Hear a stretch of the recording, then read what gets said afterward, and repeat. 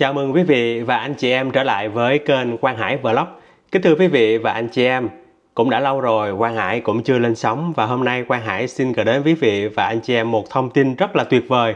Đó là linh mục báo cáo cho rằng đây là phép màu của một vị thánh tên là Thánh Charbel trong thánh lễ, ngày lễ của Ngài.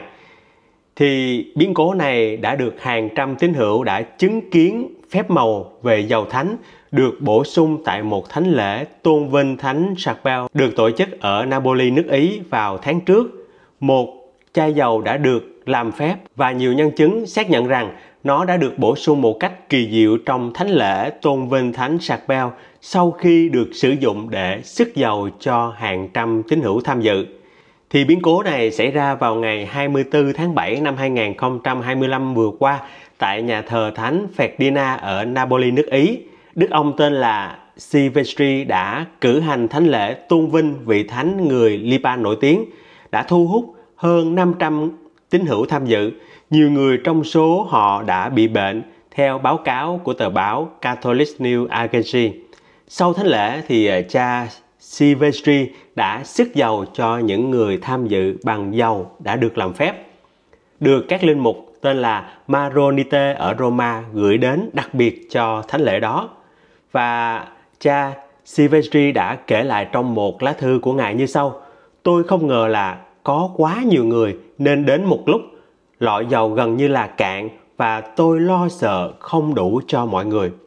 Cha Silvestri thấy lọ dầu sắp cạn khi ngài xức dầu cho những người cuối cùng, nhưng ngạc nhiên khi thấy sau khi hoàn tất, lọ dầu đã kỳ diệu được đầy lại.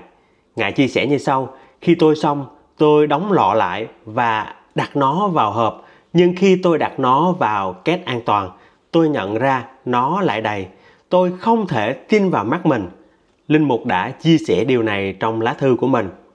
Ngài đã xác nhận điều này với một tờ báo tên là ACI Prensa, đối tác tin tức của Tây Ban Nha. Và Ngài chia sẻ như sau: "Tôi rất ngạc nhiên vì lọ dầu đã cạn. Thực ra là tôi lo lắng vì không đủ để xức dầu cho mọi người, và tôi đã lật ngược lọ nhiều lần để lấy những giọt cuối cùng. Nhưng nhận ra lọ dầu lại đầy và nặng hơn trước." Cha Silvestri đã quay lại với các tín hữu để cho họ thấy và giải thích điều đã xảy ra. Mọi người đã vỗ tay khi họ thấy điều đó.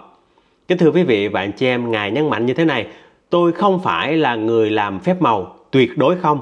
Nhưng trong trường hợp này, có một cái sự tạo ra chất liệu. Đây là một điều rất nghiêm túc." Theo tờ báo ACI Prensa, các tín hữu đã thông báo với linh mục về những chữa lành thể chất hoặc tinh thần sau khi tham dự thánh lễ. Ngài nói: "Tôi đã nhận được khoảng 5 hoặc 6 câu chuyện tương tự và tôi đã yêu cầu họ ghi lại tất cả.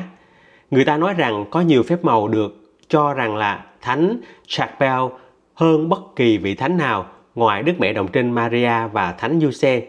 Hơn 33.000 phép màu đã được ghi nhận tại tu viện nơi Ngài được chôn cất, bao gồm nhiều chữa lành thể chất về ung thư, các bệnh khác như là liệt, mù lòa và tự kỷ."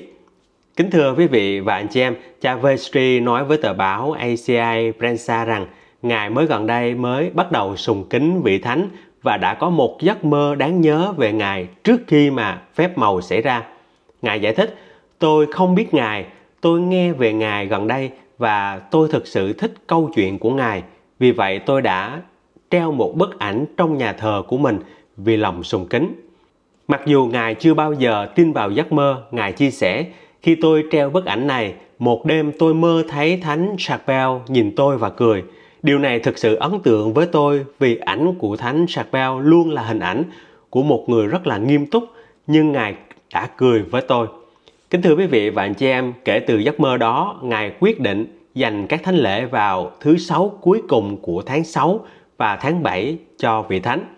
Kính thưa quý vị và anh chị em, Thánh Charbel tên thật của Ngài là Joseph Anton Marplu. Ngài sinh vào ngày 8 tháng 5 năm 1828 trong một gia đình nghèo ở một làng núi nhỏ ở Liban. Cha của Ngài qua đời khi Ngài còn nhỏ và mẹ của Ngài đã cố gắng hết sức để nuôi dạy các con. Kính thưa quý vị và anh chị em, mẹ của Ngài là một người phụ nữ rất là sùng đạo, thường xuyên ăn chay và đọc kinh Mân Côi hàng ngày. Gương sáng của bà đã đặt nền móng cho cuộc sống cầu nguyện sâu sắc và sự gần gũi với Chúa và Đức Mẹ Đồng Trinh mà Ngài sau này đã tìm thấy. Kính thưa quý vị, Ngài phụ trách chăn dắt đàn bò của gia đình và mỗi ngày khi dẫn chúng ra đồng, và Ngài thường đến một hang động gần đó dành cho Đức Mẹ để mà cầu nguyện. Người dân trong làng đã biết điều này và bắt đầu gọi cậu là người thánh. Mặc dù mẹ của Ngài muốn Ngài kết hôn, nhưng mà Joseph đã có khát vọng sâu sắc phục vụ Chúa trong đời sống tôn giáo. Khi 23 tuổi, Ngài đã rời làng và vào trong tu viện. Ngài đổi tên thành Charbel và năm 1859, Ngài được thụ phong linh mục trong dòng Maronite. Trong 16 năm tiếp theo thì Ngài làm việc trong tu viện, cầu nguyện và hy sinh. Người ta từ khắp nơi đến để mà gặp Ngài vì Ngài có khả năng thực hiện phép màu. Bề trên của Ngài đã biết điều này và thường yêu cầu Ngài đến các thị trấn lân cận để mà chữa lành cho người bệnh. Người ta nói rằng Charbel không chỉ chữa lành các bệnh tật về thể chất mà còn chữa lành các bệnh tinh thần, thậm chí là ngay cả trừ quỷ. Khả năng chữa lành này đã khiến Ngài được biết đến như là người làm phép lạ. Kính thưa quý vị và anh chị em, Ngài dành hàng giờ quỳ trước Chúa trong thánh thể và cầu nguyện để thế giới trở về với Chúa. Ngài đặt thánh thể làm trung tâm trong cuộc đời của mình. Thì vào năm 1998, cha Charbel bị đột quỵ khi đang cử hành thánh lễ, và khi Ngài ngã xuống, Ngài nắm chặt thánh thể để không để Chúa rơi xuống sàn. Một tuần sau, Ngài đã qua đời. Những phép màu mà cha Charbel thực hiện khi Ngài còn sống không dừng lại khi Ngài qua đời. Ngay trong đêm Ngài qua đời, người ta báo cáo rằng là có một ánh sáng rực rỡ phát ra từ chính ngôi mộ của Ngài. Ánh sáng này tiếp tục và bề trên của Ngài đã xin phép mở mộ. Ngài cuối cùng đã được phép mở mộ của Charbel vào tháng 4 năm 1899. Khi mở ra, họ đã thấy thi thể của Charbel vẫn còn nguyên vẹn. Ngoài ra, thi thể đang tỏa ra một dịch giống máu, một điều tiếp tục xảy ra trong gần 70 năm.